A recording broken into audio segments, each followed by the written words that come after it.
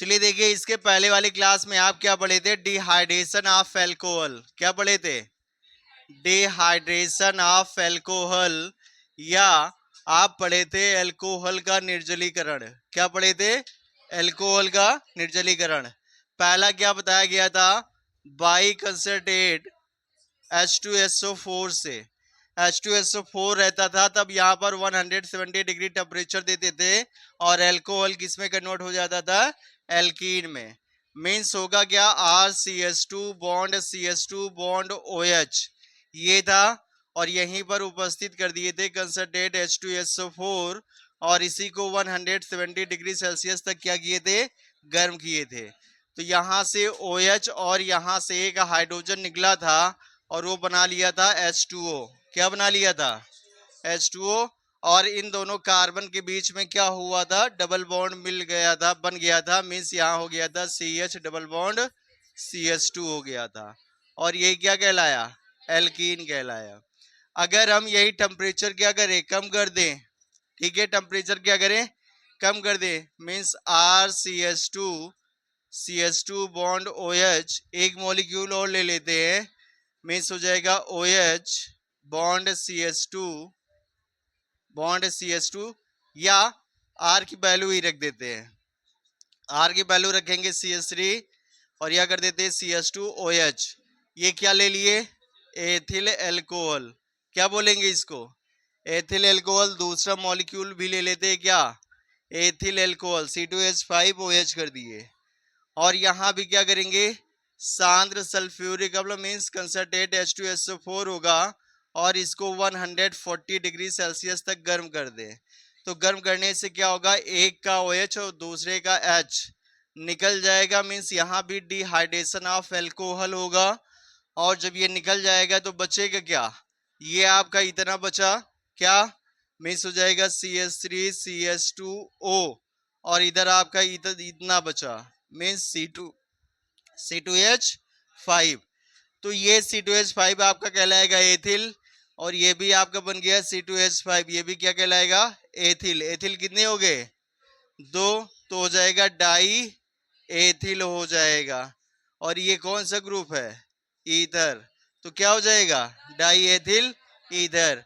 Mains temperature का यहाँ पर रोल है। 170 रहेगा तो एल्कीन बन जाएगा, 140 रहेगा तो डाई एथिल ईथर बन जाएगा। ठीक है।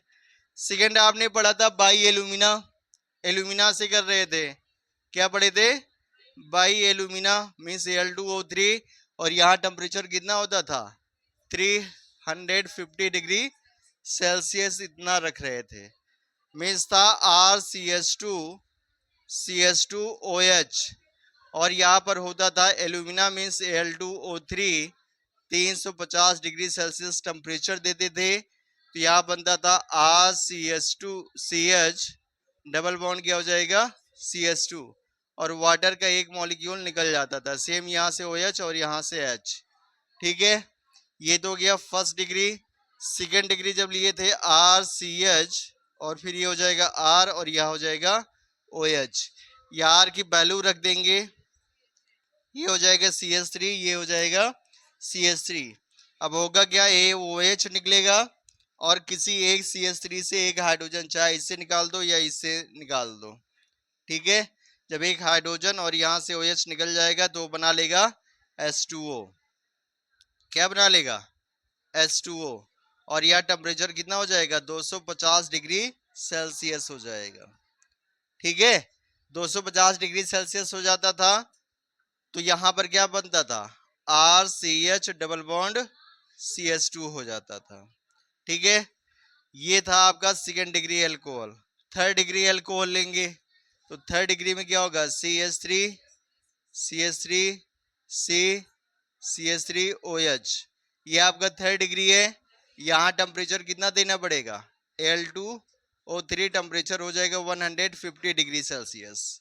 ठीक है, जब दे देते तो यहाँ से एक OH और CH3 से, किसी भी एक CH3 से क्या होगा? एक हाइड्रोजन निकल जाता था, और जिस कार्बन से हाइड्रोजन निकलेगा उस कार्बन के बीच में क्या हो जाएगा?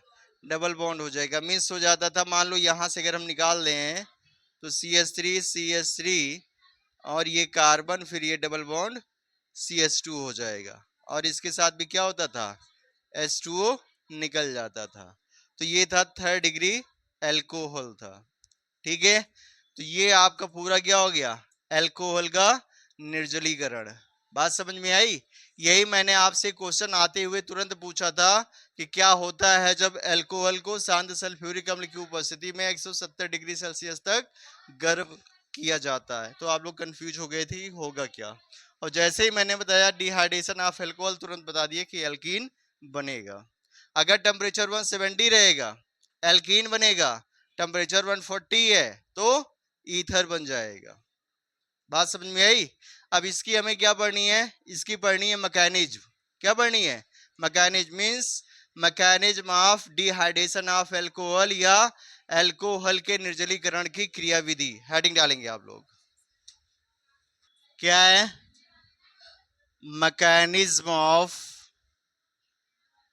डिहाइड्रेशन ऑफ एल्कोहल होगा। ठीक है, क्या है? Mechanism of dehydration of alcohol means alcohol का निर्जलीकरण। तो एल्कोहल का निर्जलीकरण कितने स्टेप में कंप्लीट होगी? 3 स्टेप में। ठीक है, आपका हो जाएगा स्टेप फर्स्ट। पहले स्टेप में क्या होगा? फर्स्ट स्टेप में क्या होगा? प्रोटोनेटेड एल्कोहल बनेगा। क्या बनेगा? प्रोटोनेटेड एल्कोहल मीन्स प्रोटॉन कृत एल्कोहल का निर्माण, एल्कोहल का निर्माण। क्या इतनी बातें समझ में आ रही हैं? प्रोटॉनकृत एल्कोहल का निर्माण या फॉर्मेशन ऑफ प्रोटोनेटेड एल्कोहल हो जाएगा। होता क्या है, अब यहां पर हम एल्कोहल की वैल्यू रख देंगे, हो जाएगा आपका C2H5। क्या हो जाएगा? C2H5, या और हाइड्रोकार्बन हम बढ़ा देते हैं, मीन्स हो जाएगा CH3 CH2 CH2 oxygen bond hydrogen. ठीक है, ये आपका क्या है? प्रोपिल एल्कोहल है। कॉमन नेम क्या होगा? Propyl alcohol. अविवेशी नाम क्या होगा? प्रोपेनॉल। 3 कार्बन की चेन है, एल्कोहलिक ग्रुप जुड़ा है, सिंगल बॉन्ड है ना, नाम क्या हो जाएगा? प्रोपेनॉल हो जाएगा। अब यहाँ ऑक्सीजन है, ऑक्सीजन पर पता है आपको क्या है? 2 लोन पेयर इलेक्ट्रॉन है। क्या है? 2 लोन पेयर इलेक्ट्रॉन। अच्छा, इसके पहले होगा क्या? यहाँ पर यूज होता था कंसंट्रेट H2SO4 मीन्स ये H2SO4 क्या करेगा? पहले अपने आयंस में कन्वर्ट होगा, मीन्स यहाँ हो जाएगा H plus plus HSO4 single minus बना लेगा। ठीक है, मीन्स एक प्रोटॉन का निर्माण हुआ। क्या हुआ? एक प्रोटॉन का निर्माण हुआ। अब ये जो H2SO4 से प्रोटॉन आया, ये क्या करेगा? जहां पर इलेक्ट्रॉन रिसेंटर होगा उसके साथ बॉन्ड फॉर्मेशन करेगा।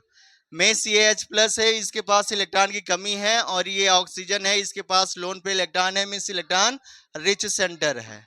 तो ये लोन पेयर क्या करेगा? इसके साथ क्या कर लेगा? बॉन्ड फॉर्मेशन करेगा। और जैसे ही इसके साथ बॉन्ड फॉर्मेशन करेगा तो इस ऑक्सीजन का लोन पेयर किसके पास आ जाएगा? हाइड्रोजन के पास। मीन्स ये बंध बना लेगा, और जब बंध बना लेगा तो ऑक्सीजन को इलेक्ट्रॉन की कमी होगी कि नहीं होगी? इलेक्ट्रॉन की कमी होगी, तो कमी होगी तो यहाँ पर ऑक्सीजन पर क्या आ जाएगा? पॉजिटिव चार्ज हो जाएगा। मीन्स मिलेगा क्या? CH3 CH2 CH2 ऑक्सीजन, इस पर पॉजिटिव एक हाइड्रोजन ये था, दूसरा हाइड्रोजन ये, तो एक H प्लस आकर के जुड़ा, इसलिए इसको क्या बोलेंगे? Protonated alcohol. क्या बोलेंगे इसको? Protonated alcohol. प्रोटोनेटेड एल्कोहल हो जाएगा। मीन्स प्रोटॉन युक्त एल्कोहल का निर्माण हुआ पहले स्टेप में। ठीक है, इसके बाद में सेकेंड स्टेप में क्या होगा? स्टेप सेकेंड में क्या होगा? Removal of H2O molecule. अब यहां से H2O के मॉलिक्यूल्स क्या होंगे? निकलेंगे। कैसे निकलेगा? देखिए, एक यहाँ पर है CH3, दूसरा है CH2, फिर है CH2 ऑक्सीजन पॉजिटिव चार्ज, यहाँ हाइड्रोजन, यहाँ हाइड्रोजन। ये क्या है आपका? प्रोटोनेटेड एल्कोहल है। क्या है, प्रोटोनेटेड एल्कोहल है। ठीक है, अब इस ऑक्सीजन पर क्या है, पॉजिटिव चार्ज, मीन्स ये इलेक्ट्रॉन डिफिशियंट हो गया। और जब ये इलेक्ट्रॉन डिफिशियंट हो गया तो ये अपनी कमी पूरा करने के लिए क्या करेगा, जिसके साथ बॉन्ड फॉर्मेशन किया है, मीन्स ये ऑक्सीजन जुड़ा है डायरेक्ट किससे, कार्बन से, तो ऑक्सीजन और कार्बन के बीच में जो शेयरिंग इलेक्ट्रॉन है अपनी तरफ खींचेगा, और खींचने के बाद में जब ये न्यूट्रल हो जाएगा तो बन जाएगा H2O, निकल जाएगा। और जब ये इलेक्ट्रॉन चला जाएगा तो पॉजिटिव चार्ज किस पर आ जाएगा, कार्बन पर आ जाएगा। ठीक है, मीन्स यहां पर क्या होगा, CH3 CH2 CH। अभी CH2 के साथ क्या है, क्या जुड़ा है, ऑक्सीजन। ये साझे इलेक्ट्रॉन क्या कर रहा है, ऑक्सीजन अपनी तरफ खींच रहा है। क्यों खींच रहा है, क्योंकि ये इलेक्ट्रॉन डिफिशियंट बना हुआ है, इलेक्ट्रॉन की कमी है। और इलेक्ट्रॉन की कमी पूरा करने के लिए क्या करेगा, जो ये ऑक्सीजन कार्बन से बंध बनाया है, साझे इलेक्ट्रॉन दोनों लेकर के अलग होगा, और ये बंध क्या होगा, टूट जाएगा। और जब बंध अलग होगा तो इलेक्ट्रॉन कौन ले रहा है, ऑक्सीजन। ठीक है, ये न्यूट्रल हो जाएगा, मीन्स ये H2O के रूप में बाहर निकलेगा, और इस कार्बन पर क्या आ जाएगा, पॉजिटिव चार्ज। और जब कार्बन पर पॉजिटिव चार्ज आ जाता है तो उसको हम क्या कहते हैं, कार्बोकेटायन। मीन्स सेकेंड स्टेप में क्या होगा, जल के अणु का निकलना तथा कार्बोधनायन का बनना हो जाएगा। मीन्स ये हो जाएगा कार्बोकेटायन, हो जाएगा कार्बोकेटायन। तो सेकेंड स्टेप में क्या बन जाएगा, सेकेंड स्टेप में बन जाएगा जल के अणुओं का निकलना तथा कार्बोधनायन का बनना। अब लास्ट स्टेप आता है स्टेप थर्ड, स्टेप थर्ड हो जाएगा। स्टेप थर्ड में क्या होगा, अब ये यहीं पर देखो, CH3 CH2 H, या इस CH2 को दिखाना चाहे CH बॉन्ड H, और यहां हो जाएगा CH2, ये पॉजिटिव चार्ज, यही तो है। ये आपका क्या है, कार्बोकेटायन बना हुआ है। क्या बना है, कार्बोकेटायन। अब इस कार्बन पर क्या है, पॉजिटिव चार्ज, तो इसको इलेक्ट्रॉन की कमी है कि नहीं है। अब इसको इलेक्ट्रॉन की कमी है तो अपनी कमी पूरा करने के लिए किसके पास जाएगा, पड़ोसी जो होगा। तो इस कार्बन जुड़ा ये कार्बन, तो ये कार्बन क्या करता है, इससे इलेक्ट्रॉन की डिमांड करता है, कहता है मेरे पास तो नहीं है लेकिन हम कुछ व्यवस्था करते हैं। तो ये क्या करेगा, कार्बन जो इसके साथ इस हाइड्रोजन के साथ बॉन्ड फॉर्मेशन किया है, उस साझे इलेक्ट्रॉन को अपनी तरफ खींचेगा, मीन्स ये बंध टूटेगा तो यहाँ से एक H+ निकलेगा, और इस पर क्या आ जाएगा, निगेटिव चार्ज आएगा कि नहीं आएगा। क्यों, क्योंकि साझे इलेक्ट्रॉन कौन ले रहा है, कार्बन, तो कार्बन पर आ जाएगा निगेटिव। और जैसे इस पर निगेटिव आएगा, ये निगेटिव ये पॉजिटिव क्या करेंगे, बंध बना लेंगे, और ये H+ निकल जाएगा। ये निकल के कहाँ जाएगा, स्टेप फर्स्ट में H+ यहाँ से यूज हुआ था ना, वो फिर से इसके साथ मिलकर के H2SO4 बना लेगा। मीन्स यहां पर क्या होगा, ये H+ आपका निकलेगा, और जब निकलेगा तो CH3 बॉन्ड CH, यहाँ होगा निगेटिव चार्ज, और ये कार्बन किससे, सिंगल बंध के द्वारा जुड़ा है, सिंगल बॉन्ड, और ये होगा CH2, ये हो जाएगा सिंगल पॉजिटिव चार्ज। और ये H+ के रूप में क्या कर रहा है, H+ के फॉर्म में निकल रहा है। तो ये कार्बन पर निगेटिव चार्ज और ये कार्बन पॉजिटिव चार्ज दोनों न्यूट्रल होंगे, मीन्स बॉन्ड फॉर्मेशन कर लेंगे, और जैसे ही बॉन्ड फॉर्मेशन करेंगे आपका ये क्या बन जाएगा, बन जाएगा प्रोपीन, या कॉमन नेम अगर इसका लिखेंगे तो क्या हो जाएगा, एल्कीन हो जाएगा। बात समझ में आई। और ये जो H+ निकला, ये प्रोटॉन, ये फिर से यहाँ पर जो सल्फेट, हाइड्रोजन सल्फेट आयन था, इसके साथ मिलकर के पुनः क्या बना लेगा, H2SO4 बना लेगा। क्रियाविधि समझ में आई कि नहीं आई है। स्टेप फर्स्ट में क्या हो रहा है, स्टेप फर्स्ट में सबसे पहले हो रहा है प्रोटॉन युक्त एल्कोहल का निर्माण, दूसरे में क्या हो रहा है, कार्बोकेटायन का निर्माण, तीसरे में क्या हो रहा है, एल्कीन का बनना। ठीक है, इसमें लिखना होगा तो क्या लिखोगे, प्रोटॉन का निकलना तथा एल्कीन का बनना, बस खत्म। बात समझ में आई कि नहीं आई, कोई क्वेश्चन किसी का नहीं, कहा सिट्टी, बड़ी बातचीत चल रही है।